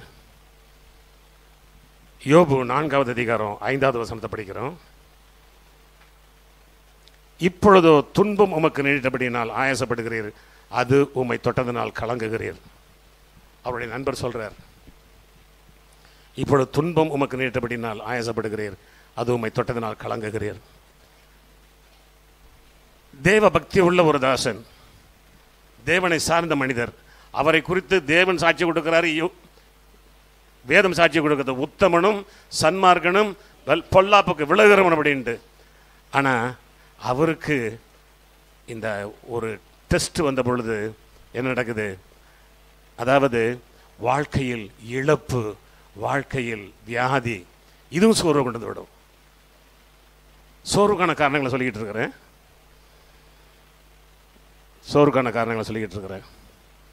என்ன? அதாவது வாழ்க்கையில் இழப்பு வந்துட்டா போதும், சோர்வு வந்துடும். அந்த நேரத்தில் தான் நம்ம தைரியமாக இருக்கணும். ஏதாவது ஒரு இழந்துட்டோம்னா வாழ்க்கையில் பலவீனம், நம்முடைய சரீர பலவீனம் நம்மை சோர்வடைய செய்யும். எத்தனை பேர் இதுவரையும் கேட்கலங்க, ஆண்டவரே போதும் எனக்கு, வாழ்க்கை போதும் அப்படின்னு ஜெபிக்காம எத்தனை பேர் இருப்பாங்க? ரொம்ப குறைவாக தான் இருக்கும். எலியா மாதிரி நிறைய பேர் ஜெபம் பண்ணியிருப்பாங்க. ஏன்னா வியாதி வந்துருச்சுன்னா, பலவீனம் வந்துருச்சுன்னா, தாங்க முடியலன்னா இந்த ஜெபம் தான், ஆண்டவரே போதும் என்னை எடுத்துக்கொள்ளும். ஆனால் உன ஆண்டவரை எவ்வளோ நோவு பண்ணுறோம் தெரியுமா? காரணம் தெரியுமா? அவர் மேலே நமக்கு நம்பிக்கை இல்லை. அவர் மேலே நம்பிக்கை இல்லை, அவர் மேலே நமக்கு அந்த அன்பு இல்லை, அவர் மேலே விசுவாசம் இல்லை. ஏன்னா வி லூஸ் அவர் ஹோப். அந்த ஹோப்லெஸ்னஸ் தான் காரணமே அவரை நாம் குற்றம் சொல்வதற்காகி விடுகிறது. அது மட்டுமல்ல, இந்த வசனம் எல்லாருக்குமே தெரியும். அதாவது சில காரியங்களுக்காக காத்திருக்கும் போது நிறைய குடும்பத்தில் பாருங்களேன், பிள்ளைகளுக்கு திருமணம் ஆகலைன்னா ஒரு சோர்வு, திருமணமாகி குழந்தை பாக்கியலைன்னா ஒரு சோர்வு, கடன் பிரச்சனையில் தீர்க்க முடியலன்னா ஒரு சோர்வு, சீக்கிரமாக எதையும் நாம் நினச்சி பார்க்கறது வரலைன்னா. காரணம், நிறைய பேர் வேலை காத்திருப்பாங்க. இன்றைக்கி யங்ஸ்டர்ஸ் போகிற நிறைய பேர் சோர்ந்து போகிறது அதனால தான். இன்றைக்கி எல்லாம் படிச்சுட்டு ஒரு நல்ல வேலை கிடைக்கலைன்னா ஒரு சோர்வு. அதனால தான் நீதிமொழிகள் 13:12 சொல்லுது, நெடுங்காலமாய் காத்திருதல் இருதயத்தை இளைக்க பண்ணும், விரும்பினது வரும்போதோ ஜீவ விருட்சம் போல் இருக்கும். ஹல்லேலூயா, ஹல்லேலூயா. ஆகவே விரும்பினது வரலைன்னா, நம்ம விரும்புறது எப்பவுமே நடக்காதுங்க. விரும்பினது எப்பவும் நடக்குமா? இல்லை. ஏன்னா நம்முடைய கிளாக்கு வேற, ஆண்டவருடைய கிளாக்கு வேற. அவருடைய டைமிங் வேற, நம்முடைய டைமிங் வேற. நமக்கு இப்போ வேணும், இன்னைக்கு வேணும். ஆண்டவர் சொல்லிட்டார் ஆபிரகாம்கிட்ட, ஏய் உன்னை ஒரு பெரிய ஜாதியாக்கும் அப்படின்ட்டார். ஆபிரகாமுக்கு ஒரே குஷி, ஓடி இருந்தார். ஆனால் எவ்வளோ நாள் காத்திருந்தாரு? ஆனால் யாரால காத்திருக்க முடியல? சாராளால முடியல. பாருங்களேன், பெரிய தவறு நடந்து விடுகிறது. ஆகவே காத்திருப்பது ஆண்டவருடைய டைமுக்காக காத்திருக்கணுங்க. நம்ம நினைச்சதெல்லாம் நடந்துட்டுனா, ஒரு சினிமா பாடல் இருக்குது, அந்த காலத்தில் பாடுவார் சந்திரபாபு, அழகா பாடுறாங்க சிஸ்டர். என்ன, நினைப்பதெல்லாம் நடந்துவிட்டால் தெய்வம் ஏதுமில்லை அப்படின்னு. கரெக்ட். உண்மையிலே அது எதுக்கு சொல்ல வரேன்னா, உண்மை அதுதான். நம்ம நினைக்கிறதெல்லாம் நடந்தாது. ஆகவே அதில் கொஞ்சம் கேர்ஃபுல்லாக இருப்போம். ஏன்னா நம்ம நினைக்கிறதெல்லாம், நம்ம ஆசைப்பட்டதெல்லாம் நடந்துருச்சு அப்படின்னா அதுக்கப்புறம் நம்ம மேலே கடவுள், இறைவன், தேவனுங்கிற யாருமே தேவையில்லையே. நம்ம விரும்பினதை போல பெற்றுக்கொள்ளாம. ஆகவே you have to wait for the time. யார்? ஆண்டவருடைய நேரத்தை காத்திருக்கணும். யோசேப்புக்கு காட்டிட்டாரு, நீ எல்லாரும் ஒன்று வணங்குவாங்க அப்படின்னு. எவ்வளோ நாள் ஆச்சு? தாவீது அபிஷேகம் பண்ணிட்டாரு 16-17 வயசில், அவர் பட்ட பாடு அதுக்கப்புறம். ஆகவே எல்லாவற்றிற்கும் ஒரு காத்திருக்கல் நேரம் உண்டு. ஆமென். நான் சொல்லேன், ஊழியத்துக்கு அழைச்சிட்டா கூட காத்திருக்க நேரம் உண்டுங்க. You cannot do it immediately. ஏன்னா எதுக்கு அழைச்சிருந்தாலும் சரி. ஆகவே காத்திருக்குதல் இதயத்தை இளைக்க பண்ணும், விரும்பினது வரும்போதோ ஜீவ விருட்சம் போல இருக்கும். ஆகவே ஒரு டைம் இருக்குது, ஆண்டவர்கிட்ட ஒரு டைம் கிளாக் இருக்குது. அது வரைக்கும் நம்ம காத்திருக்க வேண்டியிருக்குது. ஹல்லேலூயா. இன்னும் ஒரு சில காரியங்களை சொல்லிடுறேன், நேரம் இருக்குதுன்னு நினைக்கிறேன் எனக்கு. இது முக்கியங்க. நிறைய பேர் ஆண்டவரை பார்க்கணும்னு ஆசைப்படுறீங்க. எத்தனை பேர் ஆண்டவரை பார்க்கணும்னு ஆசைப்படுறீங்க? ஆமே. என்ன கைதுக்கு பயப்படுறீங்க?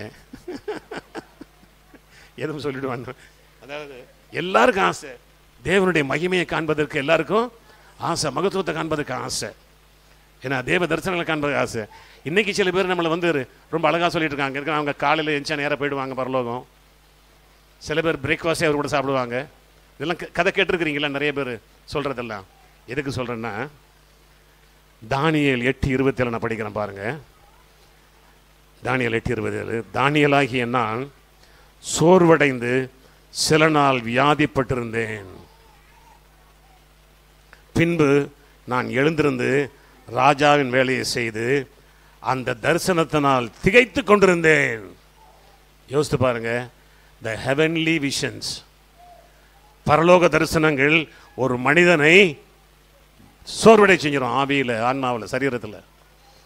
நம்ம நினைக்கிற மாதிரி இல்லை. ஒவ்வொருத்தரும் சொல்கிறாங்க, இன்றைக்கி காலையில் போய் நாங்கள் வந்து பரலோகம் போயிட்டு வந்தோம், அங்கே நாங்கள் பேசிட்டு வந்தோம் அப்படின்லாம். இதெல்லாம் கதை, பொய். ஏன்னா அவருடைய கற்பனைகள். ஆகவே தேவ தரிசனம் வந்து அவ்வளவு ஈஸி இல்லைங்க. நம்ம ஆசைப்படுறோம், ஆண்டவரே உங்களுடைய மகிமையை காணணும்னு. மோசே கூட கேட்டார், ஆண்டவரே காணணும். அப்போ சொன்னார், என் மகிமையை தான் காட்டுவேன், அது மட்டும் இல்லை, நீ என் பின்புறத்தை தான் பார்க்க முடியும். கேர்ஃபுல். எதுக்கு சொல்ல வரேன்னா, ஆண்டவர்கிட்ட கேட்கும்போது அறிஞ்சு கேட்கணும். ஆகவே கண்டதையும் கேட்டு அவர்கிட்ட மாட்டிக்கிறக்கூடாது. அவருடைய பரலோக தரிசனங்கள்லாம் அவ்வளோ ஈஸி இல்லைங்க. இன்றைக்கி நிறைய பேர் சொல்கிற மாதிரி, நான் பரலோகத்துக்கு எடுத்துக்கொள்ளப்பட்டேன். பரலோக தரிசனத்துக்கு அவருக்கு எங்கே போகிற, பரதேசுக்கு போகிறார். யார்? பவுல். அவர் என்ன சொல்கிறாரு? 14 வருஷத்துக்கு அப்புறம் தான் அதை பற்றி பேசுகிறார். 14 வருஷத்துக்கு அப்புறம் தான் அவர் சொல்கிறார். எப்படி சொல்கிறார்? அதில் எழுதும்போது 14 வருடத்துக்கு முன்பாக நான் ஒருவனை அறிவேன் அப்படின்னு எழுதுறாரு. எதுக்கு சொல்ல வரேன்னா, நம்ம பெருமை பாராட்டுறதுக்காக தரிசனம் கொடுக்கப்படுறதில்லை. மகத்துவமான காரியங்களை தேவன் வெளிப்படுத்த தரிசனம் கொடுப்பார். அதில் நம்ம கேர்ஃபுல்லாக இருக்கணும். ஏன்னா அந்த தரிசனங்களை குறித்து நிறைய பேச வேண்டியிருக்குது. அதை நேரம் இல்லை, போயிடலாம். அடுத்தது ஒன்று சொல்கிறேன். நம்ம தீர்க்கதரிசி யோனா, அவர் பாருங்க, யோனா 4:8 நான் படிக்கிறேன். சூரியன் உதித்த போது தேவன் உஷ்ணமான கீழ்காற்றை கட்டளையிட்டார். அப்பொழுது வெயில் யோனாவுடைய தலையில் படுகிறதுனால் அவன் சோர்ந்து போய் தனக்குத்தானே சாவை விரும்பினான். நான் உயிரோடு இருக்கிறதை பார்க்கிலும் சாகிறதே நலமாயிருக்கும் என்றான். பாருங்களேன், ஒரு தீர்க்கதரிசி, தேவனால் தெரிந்து கொள்ளப்பட்ட தீர்க்கதரிசி. இவருக்கு என்ன காரணம்னா, இவர் நினைச்சது நடக்கலை. அதாவது நினிவே மக்கள் சாகணுங்கிறது இவருடைய ஆசை, நினிவே மக்கள் அழிக்கப்படணுங்கிறது இவருடைய ஆசை. ஆனால் ஆண்டவருடைய ஆசை அவர்களை பாதுகாக்க வேண்டும் என்று. இன்னைக்கு இஸ்ரேல் மக்களை புரியாத காரியம் தான். ஏன் தெரியுமா? இஸ்ரேல் தேசத்தை அவர் தெரிந்து கொண்டதே இந்த இஸ்ரேல் மூலமாக உலகம் ஆசீர்வதிக்கப்படணும். அதுக்கு தான் தெரிந்து கொண்டார் இஸ்ரவேலை. The nation Israel was chosen by God to bless the entire world.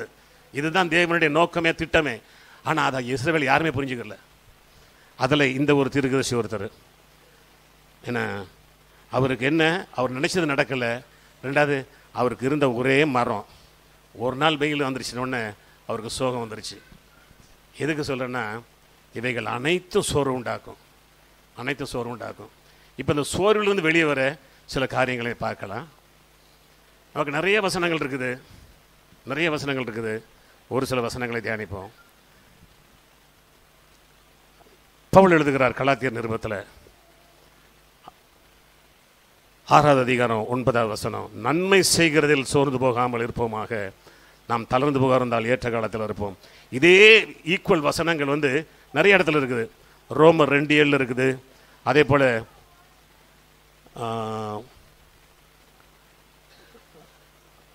1 தெசலோனிக்கேயர் 3:13 இருக்குது. 2 தெசலோனிக்கேயர் 3:13 இருக்குது. சோர்ந்து போகாமல் நற்கிரியை செய்யுங்கள்னு 3-4 இடத்துல இருக்குது. இப்படி எதுக்கு சொல்கிறேன்னா, சோர்ந்து போகாமல் இருக்க வேண்டும் என்பது தேவனுடைய திட்டம், சித்தம்.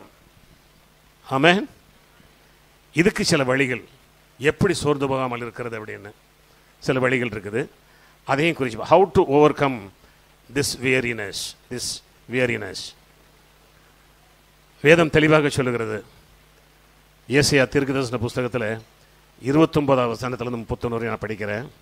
சோர்ந்து போகிறவனுக்கு அவர் பலன் கொடுத்து, யாரு? தேவன் பலன் கொடுத்து சத்துவம் இல்லாதவனுக்கு சத்துவத்தை பெருக பண்ணுகிறார். இளைஞர் இளைப்படைந்து சோர்ந்து போவார்கள், வாலிபரும் இடறி விழுவார்கள். கர்த்தருக்கு காத்திருக்கிறவர்களோ புது பலன் அடைந்து கழுகுகளைப் போல செட்டைகளை அடித்து எழும்புவார்கள்.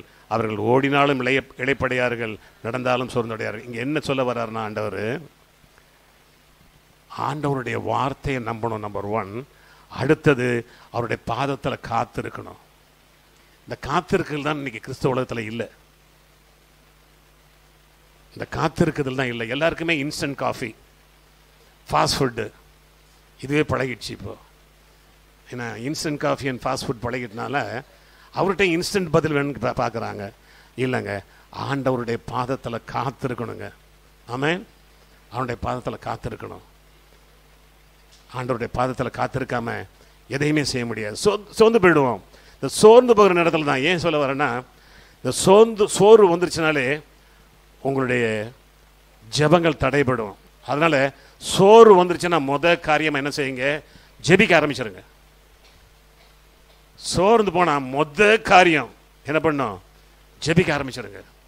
அதாவது சோர்வுக்கு முதல் டோஸ் அதுதான் கொடுக்க முடியும். என் மனைவியிடம் நான் இந்த குணதாசியை பார்த்துருக்கிறேன். இவனை என்ன பண்ணுவாங்கன்னா, பலவிதமான பலவீனங்கள் தாக்கும். எழுந்து கொஞ்ச நேரம் வேலை செய்வாப்புல, போய் படுத்துட்டு ஆண்டவரை புகழ்ந்து பாடி, என்னால் முடியாது பாடிக்கிட்டு, என்னால் படுத்துட்டு பாட முடியாது எனக்கு, அழகாக பாடிக்கிட்டே இருப்பாள். ஒரு 1/2 மணி நேரம் 3/4 மணி நேரம் ஒரே பாட்டு துதி. அதுக்கப்புறம் கொஞ்சம் நேரம் ஜெபம், ஒரு 15 நிமிஷம் 20 நிமிஷம் ஜெபம். 1 மணி நேரம் கழிச்சு ஃப்ரெஷ்ஷாக வருவாப்புல. நான் அடிக்கடி பார்த்துருக்குறேன் என் மனைவியிடம். அவங்களுக்கு பலவீனம் வந்துருச்சுன்னா, அல்லது சோறு வந்துருச்சுன்னா, முதல் காரியம் போய் பேசாமல் படுத்துட்டு ஒரு 3/4 மணி நேரம் பாட்டு பாடி துதிச்சு, ஏன்னா அதுக்கப்புறம் ஜெபிச்சுட்டு எல்லாருக்கும் ஜெபிப்பாங்க. அதாவது ஒருத்தர் ஒரு வாழ்க்கையில் அவள்கிட்ட ஒரு நாள் சொன்னால் போதும், லைஃப் லாங் ஜெபிச்சுட்டு இருப்பாள் அவங்களுக்காக. She has a very big list. ஏன்னா எதுக்கு சொல்ல வரேன்னா, நான் கற்றுக்கிற வேண்டிய ஐட்டம் அது. ஏன்னா என்னால் படுத்து ஜெபிக்க முடியாது, பாட முடியாது. ஏன்னா ஷி ஹாஸ் தட் கெப்பாசிட்டி. அதனால் முதல்ல கற்றுக்கொள்வோம், சோர்வை அகற்றி போனோன்னா ஜெபிக்க பழகிக்கொள்வோம். ஏன்னா நம்முடைய ஜெபத்தை தடுப்பது தான் டெவில்ஸ் பிளான். சாத்தானுடைய திட்டமே நம்ம ஜெபிக்கக்கூடாதுங்க. சாத்தானுடைய திட்டமே நம்ம வேதம் வாசிக்கக்கூடாது. வேதம் வாசிக்கும் போது தூக்கம் வந்துருச்சுன்னா அர்த்தம் உங்களுக்கு தெரியுமா, அவன் தான் கொடுக்குறான். ஏன்னா ஆகவே இந்த ரெண்டுலேயும் ரொம்ப கேர்ஃபுல்லாக இருப்போம். அடுத்தது ஏசாயா. ஏன்னா வேதம் தெளிவாக சொல்லுது. நம்ம லூக்கா 18:1 வாசிக்கலாம். சோர்ந்து போகாமல் எப்பொழுதும் ஜெபம் பண்ண வேண்டும் என்பதை குறித்து அவர்களுக்கு ஒரு உண்மை சொன்னார். ஒரு பெரிய லிஸ்டே கொடுத்துருக்கிறார் ஆண்டவர் இந்த 18. எதுக்குன்னா, எப்படி ஒரு அநீதி உள்ள நியாயாதிபதிட்ட ஒரு விதவை போய் போராடுகிறாள் என்பதை குறித்து. ஆகவே அந்த சோர்வு மட்டும் வந்திருந்தனா அந்த அம்மாவுக்கு காரியம் நடந்திருக்காது. ஆகவே நாம் சோர்வை குறித்து ஜாக்கிரதையாக இருக்க வேண்டும். அடுத்தது ஏசாயா 50:4 பாருங்களேன். 50:4 சொல்லுது, இளைப்படைந்தவனுக்கு சமயத்துக்கேற்ற வார்த்தையை சொல்ல நான் அறியும்படிக்கு கர்த்தராகிய ஆண்டவர் எனக்கு கல்விமான நாவை தந்தருளினார். காலைதோறும் என்னை எழுப்புகிறார். கற்றுக்கொள்வர்களையும் போல நான் கேட்கும்படி என் செவியை கவனிக்க செய்கிறார். இதனுடைய விளக்கம் என்னென்னா, இளைப்படைந்தவனுக்கு சமயத்துக்கேற்ற வார்த்தையை சொல்ல நான் அறியும்படிக்கு கர்த்தரை ஆண்டவர் எனக்கு கல்விமான நாவை தந்தருளினார். ஒரு நல்ல ஆலோசனை பெற வேண்டும்னா நீங்கள் ஊழியக்கார்ட்ட தான் போகணுங்க. ஞாபகம் வச்சுக்கிறங்க. உங்களுக்கு சோறு வந்துருச்சா, உங்களுக்கு பிரச்சனை வந்துருச்சா, உங்களுக்கு பாடுகள் வந்துருச்சா, வேறு ஒன்றும் செய்யாதீங்க. go to the servant of God. அதுக்கு நீ எல்லாத்துலேயும் போக வேண்டாம். சபைக்கு வாங்க, போதகர்கிட்ட பேசுங்க. he can counsel. ஏன்னா ட்ரஸ்டட் சர்வெண்ட் கார்டாக இருக்கணும். நான் நிறைய பேர் நான் பார்த்துருக்குறேன். சில இதில் போதகரே சில பேர் எனக்கு அனுப்பியிருக்கிறாங்க கவுன்சிலிங்காக. வருவாங்க வீட்டுக்கு, தொடர்ந்து ஒரு 4-5 நாள் வருவாங்க. அவங்களோட மணிக்கணக்காக பேசுவோம். அவர்கள் திருப்தியாகி போவாங்க. இதெல்லாம் கவனிச்சிருக்கிறேன். எதுக்கு சொல்கிறேன்னா, நல்ல ஆலோசனை சொல்லக்கூடிய தேவ ஊழியர்களை பார்த்து போங்க. அதுதான் முக்கியம். எங்கேயுமே தலை நீட்டாங்க. எங்கே நிறைய பேர் என்ன பண்ணுவாங்கன்னா, இப்படி பிரச்சனை இருந்துச்சுன்னா நேராக வந்து குறி சொல்கிற ஆளுங்கள்ட்ட போயிடுவாங்க. குறி சொல்கிற ஆளுங்கள்ட்ட போக வேண்டாம். நேற்று ஒரு வீடியோ பார்த்தேன். கன்னியாகுமரியில் ஒரு கேரளா ஊழியக்காரன் வந்தது திருட. ஆக்சுவலாக அந்நிய பாஷை பேசி மக்களை ஏமாத்துறா. போலீஸ் பிடிச்சி நீ எப்படா பண்ணுவேன்னு கேட்கும்போது அழகாக பேசுகிறான். அந்நிய பாஷையில் வாயில் வந்ததெல்லாம் பேசுகிறான். ஏன்னா அவ்வளவு இதாக பேசுகிறான். அதாவது ஒரு நல்ல ஒரு ஊழியக்காரன் எப்படிலாம் உணர்ச்சி வசப்பட்டு பேசுவாங்களோ அதே போலலாம் பேசுகிறான். ஜெயிலில் கையில் விலங்கு போட்டிருக்குது, பேசுகிறாப்புல. எதுக்கு சொல்ல வரேன்னா, இன்றைக்கு ஏமாற்றுகள் நிறைய பேர் இருக்கிறாங்க. 2000 வருஷத்துக்கு முன்னாலேயே பவுல் எழுதி வச்சுட்டாரு, நான் சென்று போன பின்பு உங்களுக்கு அநேக ஓநாய்கள் வரும்னு. ஆகவே பி கேர்ஃபுல். ஆனால் பி கேர்ஃபுல். யார்கிட்ட போகணும், யார்கிட்ட பேசணும், கவுன்சிலிங் யார்கிட்ட போகணுங்கிறதுல ரொம்ப கேர்ஃபுல்லாக இருக்க வேண்டுமா சொல்கிறேன். அடுத்தது ஒரு நல்ல வழி நமக்கு சொல்லப்பட்டிருக்குது வேதத்தில். ஏசாயா 28:12 வசனத்தை படிச்சுட்டு 11க்கு வரலாம். இதுவே நீங்கள் இளைத்தவனை இளைப்பார பண்ணத்தக்க இளைப்பாறுதல், இதுவே ஆறுதல் என்று அவர்கள் சொன்னாலும் கேட்க மாட்டேங்கிறார்கள். அதாவது இதில் என்ன சொல்றாருன்னா, பரியாச உதடலினாலும் அந்நிய பாஷையினாலும் இந்த ஜனத்தோட பேசுவார். பரியாச உதடல் இருக்குது, பட் அப்படி இல்லை. இன் அன்னோன் டங்ஸ், அதாவது பரிசுத்த ஆவியானவருடைய வரமாகிய அந்நிய பாஷை பேசுவோம். நம்ம எப்போ பேசுகிறோங்க அந்நிய பாஷை? நீங்கள் எப்போ பேசுகிறீங்க? சர்ச்சில் வந்து கமான் எல்லாரும் ஆவியில் நிரம்பி அந்நிய பாஷை பேசுவோன்னு சொன்னால் ஒரு 2 நிமிஷம் 3 நிமிஷம் 5 நிமிஷம் கைதட்டி பேசுகிறீங்க. வீட்டில் யாராவது தினமும் 1/2 மணி நேரம் 1 மணி நேரம் பேசுகிறீங்களா? கைதுக்க சொல்ல மாட்டேன், எனக்கு தெரியும். நோ. எதுக்கு சொல்கிறேன்னா, டெய்லி பேசி பாருங்க. ஆரம்பிக்கும் போது 5 நிமிஷம் 10 நிமிஷம் 15 நிமிஷம் பேசி பாருங்க. அதாவது ஒரு ஊழியக்காரர் சொல்லியிருக்கிறாரு, when you speak in tongues you change the spiritual atmosphere. அதாவது வான மண்டலத்தில் எப்பவுமே பொல்லாத ஆவிகள் இருக்கு இல்லையா, ஆவிகள் சேனைகளே இருக்குன்னு சொல்லியிருக்காப்புல. ஆகவே நம்மை சுற்றி இருக்கிற வான மண்டலத்தில் பொல்லாத ஆவிகள் சேனைகளை அகற்றணும்னா அந்நிய பாஷை டெய்லி பேசி தான் ஆகணுங்க. நீங்கள் பேசுறது, சர்ச்சில் பேசுறது இதெல்லாம் வந்து ஒரு ஃபியூ மினிட்ஸ் பேசிட்டு நம்ம உணர்ச்சிவசப்பட்டு போயிடுறோம். இல்லை, உங்களுக்கு எவ்வளவு சோர்வு இருக்குதோ அந்த சோர்வில் உங்களை ஜெபிக்க முடியாதுன்னு வச்சுருங்களேன், அந்நிய பாஷை பேச ஆரம்பிச்சிருங்க. அந்நிய பாஷை பேசுகிறவன் தேவனோடு பேசுகிறான், அந்நிய பாஷை பேசுகிறவன் அவருடைய மகத்துவங்களை பேசுகிறான். ஏன்னா ஆகவே அந்நிய பாஷை பேச ஆரம்பிச்சிட்டிங்கன்னா, இங்கே யாரெல்லாம் அபிஷேகம், நிறைய பேர் எனக்கு தெரிஞ்ச அந்நிய பாஷை பேசுகிறவங்க தான். தொடர்ந்து பேசுங்க. நான் சொல்கிறேன், உங்கள் குடும்பத்தில் உள்ள அத்தனை பிரச்சனைக்கும் விடை கிடைக்குங்க. ஆமாம், உங்களுடைய சோர்வு அதுக்கப்புறம் வரவே வராது. உங்கள் குடும்பத்தில் உள்ள அத்தனை பிரச்சனைக்கும் விடை கிடைக்குங்க. நீங்கள் வேறு எங்கேயும் போக வேண்டாம், நீங்கள் வீட்டில் உட்காந்து அந்நிய பாஷை பேசுங்க. டெய்லி ஒரு 1/2 மணி நேரம் பேசி பாருங்களேன். காலையில் முடிஞ்சதுன்னா 1/2 மணி நேரம் அல்லது 1/4 மணி நேரம், சாயங்காலம் நைட்டில் இப்படி எப்போ அது பேசி பாருங்கள். ஏன்னா ஆகவே இதிலிருந்து நாம் தப்பிக்க முடியும். எனக்கு தெரிஞ்சு ஒரு ஊழியக்காரர் ஆண்ட்ரூ மார்க் என்ற ஒரு அமெரிக்கன், கொலராடோவில் இருக்கிறாரு. அவர் நல்ல ஒரு ஊழியக்காரர், ஏன்னா பைபிள் டீச்சர். அவர் விடிய காலம் 4 மணிக்கு அவர் ஃபோன் கால் வருது, அவருடைய மூத்த மகன் இருந்து. அப்பா தம்பி கார் ஆக்சிடெண்ட்டில் பிரெயினில் அடிபட்டு இறந்துட்டான் அப்படின்னு. 18 வயசு அந்த பையனுக்கு, பீட்டர் அவன் பேர். இறந்துட்டான் அப்படின்ட்டு வந்து அண்ணன்ட்டு வருது, மூத்த மகன் இருந்து. கேட்ட உடனே எப்படி இருக்கும்? விடிய காலம் 4 மணி. அவர் என்ன பண்ணார்னா, அவரும் அவர் மனைவி அதுக்கு அங்கேருந்து அந்த ஹாஸ்பிட்டலுக்கு போகிறதுக்கு 4 to 5 hours எடுக்கும் காரில். அமெரிக்காவில் அவ்வளோ தூரத்தில் ஆக்சிடென்ட் நடந்திருக்குது. அவர் சொன்னார், முதல்ல பயங்கர வேதனை வந்தது எனக்கு. அவருடைய வாயின் வார்த்தைகள் சாட்சி நான் கேட்டுட்டு சொல்கிறவங்களுக்கு தான். பயங்கரமான வேதனை எனக்கும் என் மனைவிக்கும். ஏன்னா வாலிபம் 18 வயசு. ஆனால் உடனே ஒரு ஃபியூ செகண்ட்ஸ் தான், ஒரு 10 செகண்ட்ஸ் கூட இருக்காது, அந்த கவலை எடுத்து போட்டுட்டு அந்நிய பாஷை பேச ஆரம்பித்தோம். அந்நிய பாஷை நானும் என் மனைவியும் பேச ஆரம்பித்து நாங்கள் 4 மணி நேரம் ஆண்டவரை ஸ்தோத்திரிச்சுக்கிட்டே போகிறோம் அப்படின்னாரு. அதாவது பிலிப்பியரில் 4:6-7 எழுதிருக்கு இல்லையா, நீங்கள் ஒன்றுக்கும் கவலைப்படாமல் எல்லாவற்றையும் குறித்து உங்கள் விண்ணப்பங்களையும் ஸ்தோத்திரக்கூடிய ஜெபத்தினால் வேண்டுதலால் தேவனுக்கு தெரியப்படுத்துங்கள். அப்பொழுது எல்லா புத்திக்கும் மேலான தேவ சமாதானம் உங்கள் இருதயங்களையும் உங்கள் சிந்தைகளையும் கிறிஸ்து இயேசுக்குள் காத்துக்கொள்ளணும். இந்த சமாதானங்கிறது வந்து இட்ஸ் அன் ஆன்சருங்க. சமாதானம் மனசில் வந்துட்டுனாலே ஆண்டவர்கிட்ட பதில் வந்துட்டுன்னு அர்த்தம். ஆமென்.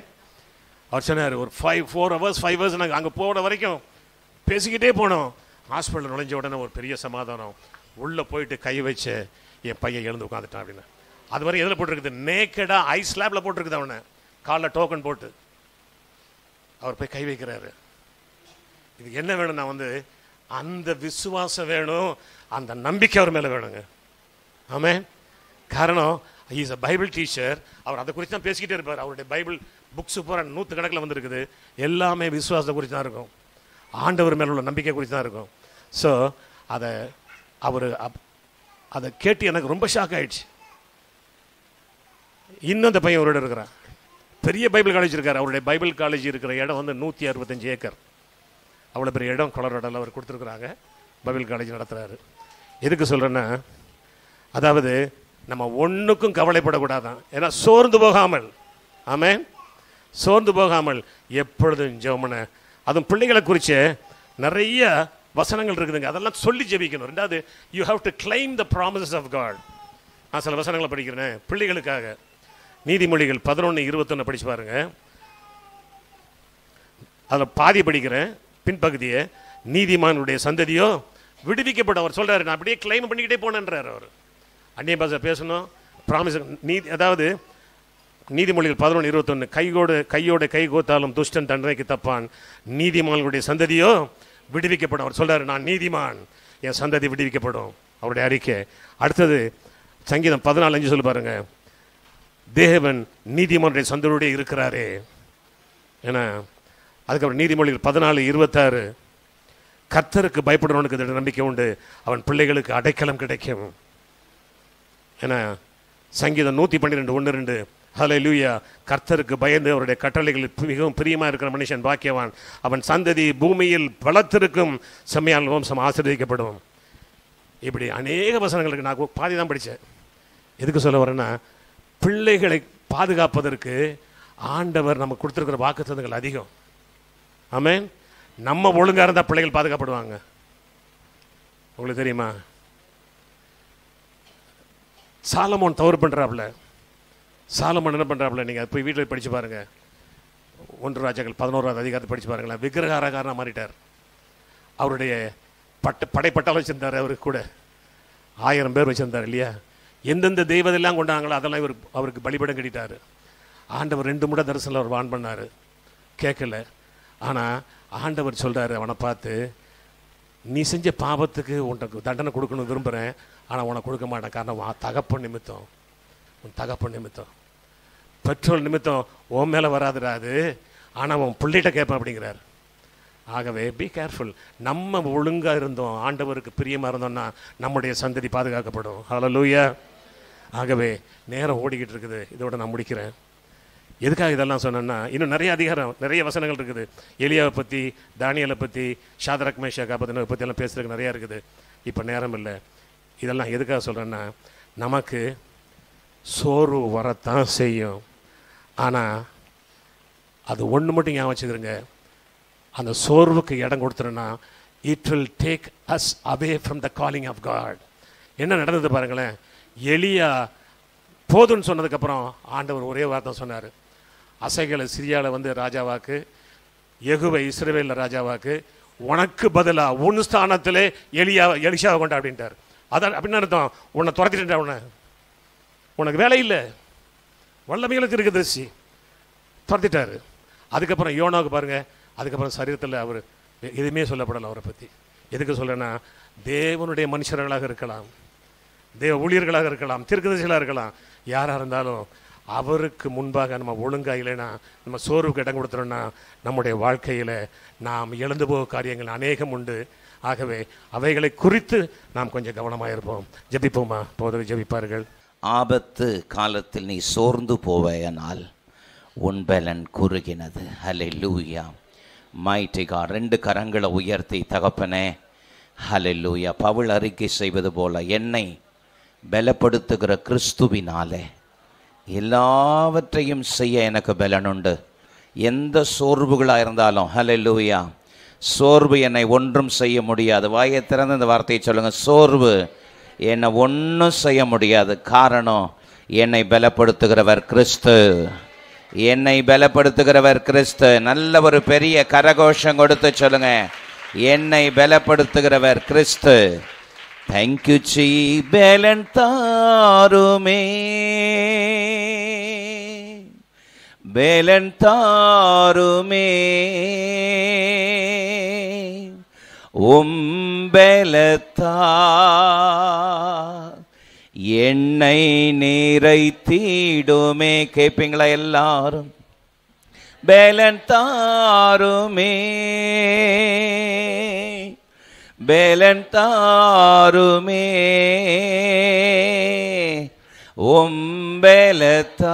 உம்பலத்தால் என்னை நிறைத்திடுமே.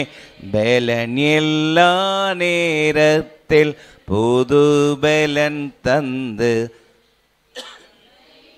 நடத்திடுமே. திடன் எல்லா நேரத்தில் திடமனம் தந்து என்னை நீர் தாங்கிடுமே. பலன் தாருமே, பலன் தாருமே, பலன் தாருமே, பலன் தாருமே,